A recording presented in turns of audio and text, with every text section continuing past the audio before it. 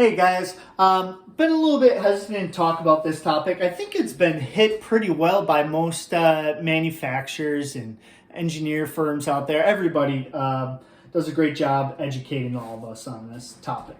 However, my spin on it. All right, so we are going to, in theory, inspect every single time before we clean. And after you clean, inspect again to make sure that you get some past results like that connector.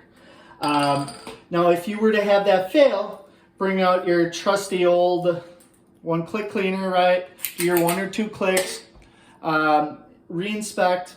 If it fails, all right, let's change things up a little bit. We got to clean it again, right?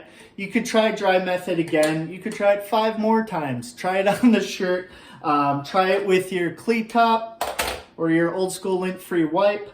But after one fail, usually I'll go to a wet-dry clean.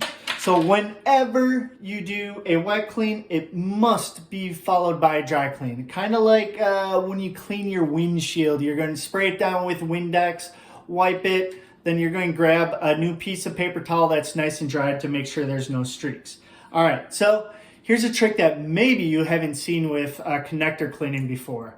I'm going to take an alcohol pen, debris buster, and I am just going to tap the floss off of that one-click cleaner, and now that is moist, and I am going to do 2 clicks. I'm going to let this sit for a second on both sides, let the alcohol evaporate, and follow that up with a dry clean. Let's see if this is a clean connector now.